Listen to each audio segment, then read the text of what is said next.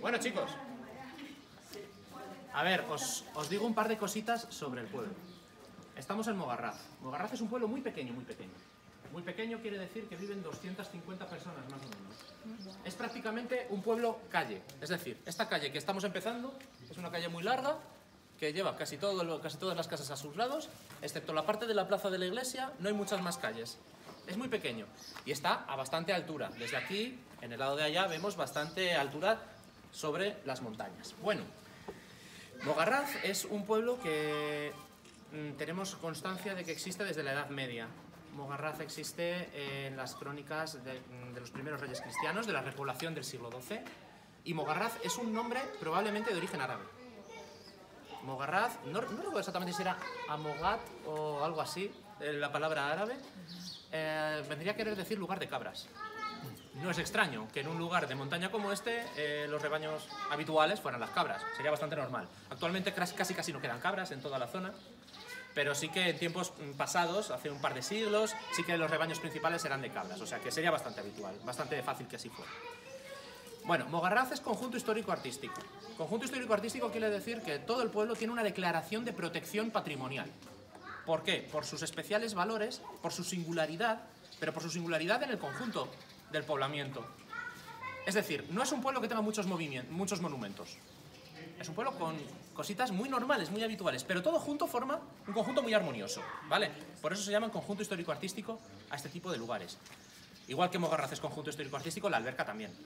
Lo veremos después.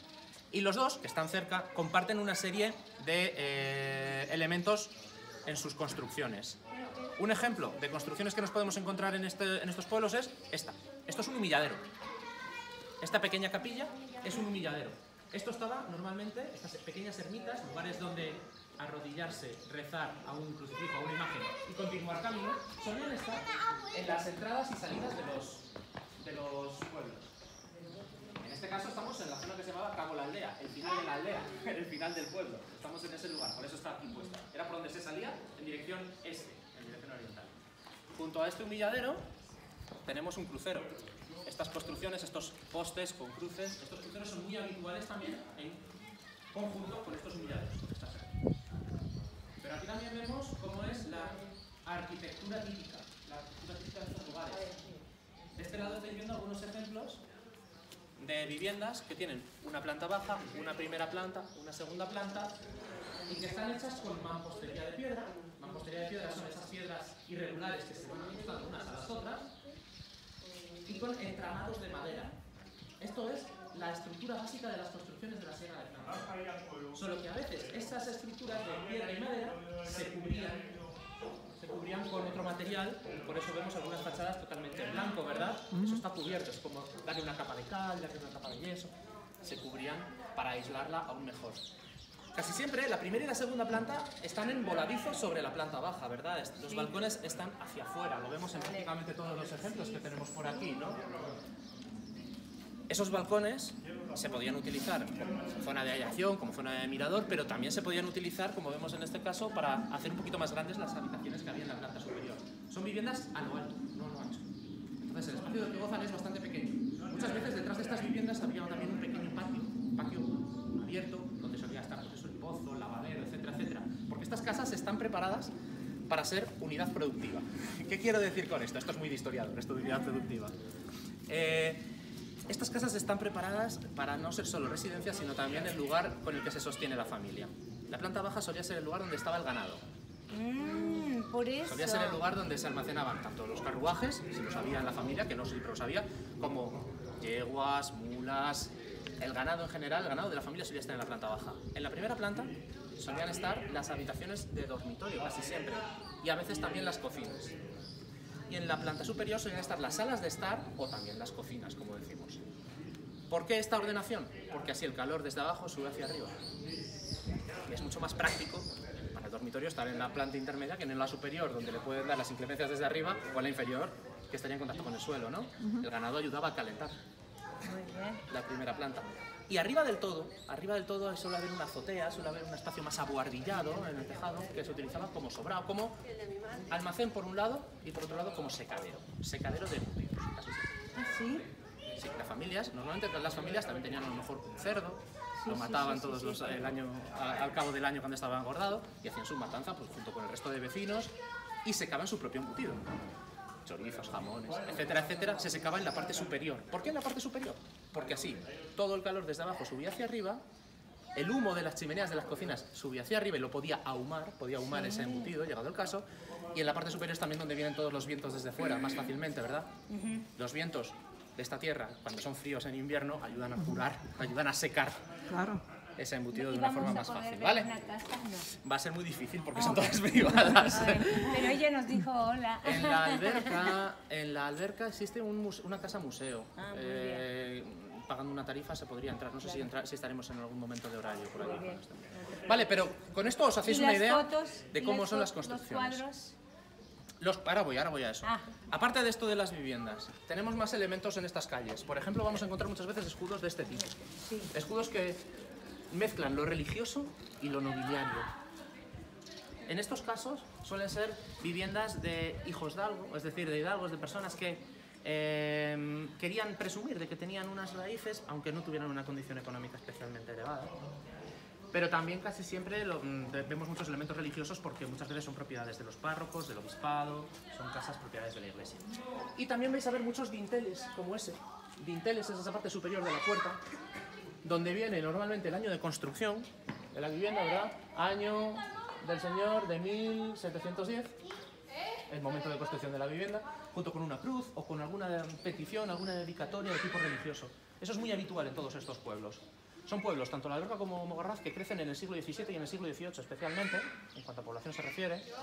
Llegan a su máximo de habitantes en el año 1900 y a partir de ahí empiezan a sufrir la emigración.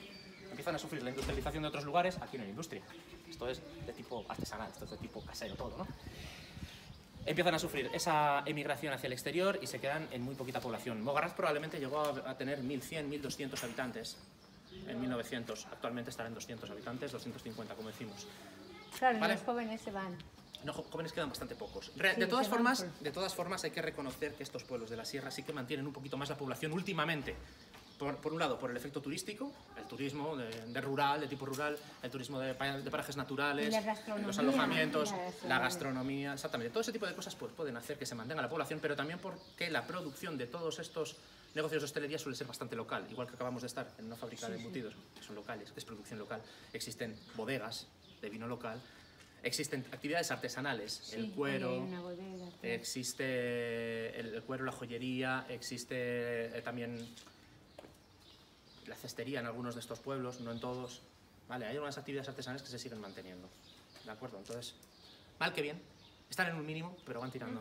No dejan de ser las zonas que más atractivas resultan y que más ricas parecen para un salmantino. No dejaréis de ver a salmantinos que dicen, me voy a la sierra este fin de semana. La sierra, irse a la sierra es venir aquí, es venir a estos pueblos, da igual, a cualquiera de estos pueblos, la zona de la sierra.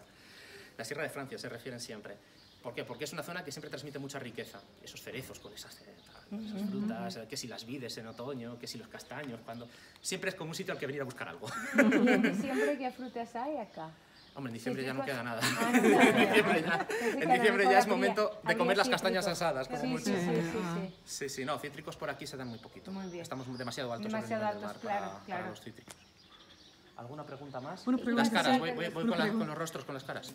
¿Los estructuras tienen como cemento armado? O ¿Cómo cemento no sé armado? No sé si es la palabra útil. ¿Pero esto? No, se ponen juntas No, con otros. como El interno. resultado, esto es cemento. Esto actualmente se hace con cemento, pero tradicionalmente se hacía con barro. No, Normalmente, algo se parecido ve al barro. que No yo se llama no- barro, pero mortero, pero... No sé la parecido al palabra barro. justo, pero como estructura tiene cemento armado. No, armado no. Hierro. No tiene hormigón, no tiene hierro. No, No tiene para nada. hormigón. Esto está hecho todo con piedra y con madera. Ah, Los cimientos son ¿Y de piedra. Sí. No hay nada de hormigón, olvídate. Solo en construcciones modernas, en sitios donde se hace la casa nueva, Sí. se puede hacer una estructura de hormigón y luego recubrirla con una fachada más bonita. sí. Vale, pero solo en casos modernos. Y La ahí construcción no hay tradicional no hormigón, es así. ahí no hay un hormigón. ¿Dónde está esa muralla chiquitita? ¿Ese pilar? Sí. No, eso es de piedra. todo. Ah, muy bien. Bueno, las caras. Mogarraz es conocido últimamente como el pueblo de las caras. ¿Por qué? Porque hubo un proyecto hace exactamente 7 años, un proyecto de un artista de Salamanca, que es nacido en Mogarraz, Florencio Maillo, que empezó a pintar estos rostros que reflejan a los antiguos habitantes de estas casas, ¿vale? Esas personas son personas que vivieron en esa casa, esas otras son personas que vivieron en esa otra. Y en este caso están pues mirándonos a nosotros, ¿no? Es como si se asomaran a vernos a nosotros. Son personas que decidieron no emigrar de Mogarraz cuando vino la gran emigración. Entonces fueron retratadas en los años 60 por un fotógrafo local e inicialmente se hicieron 388 rostros de las 388 fotografías que se conservaban, fotografías que se hicieron cuando se extendió el Documento Nacional de Identidad a estos pueblos. El DNI, el Documento Nacional de Identidad que todos tenemos, no llegó hasta los años 60 a pueblos como este. Pues en ese momento había que hacerle fotografías a todas las personas para que tuvieran su documento oficial, ¿no? Esas fotografías, el artista tiene acceso a ellas y empieza a pasarlas a retratos hechos en planchas metálicas y con la técnica, cuidado con el coche, y con la técnica de la encáustica. Esto es óleo mezclado con cera. Cuidado. Es óleo mezclado con cera, todo lo que vemos, ¿vale? Qué bestia el señor. Bueno, pues 388 fotografías fueron la primera parte del proyecto, luego ha ido creciendo. Iba a ser una exposición temporal, esto de ponerlo en los muros, luego ha ido creciendo, ha ido gustando a la gente Y se queda. y al Hoy en final día- se está quedando de forma permanente. Vamos a ver muchísimas por todo el pueblo, ¿vale? ¿De acuerdo? ¿Cuántos son hoy en día? Uf, debe haber 700, 800 por lo menos en todo el pueblo, por lo menos.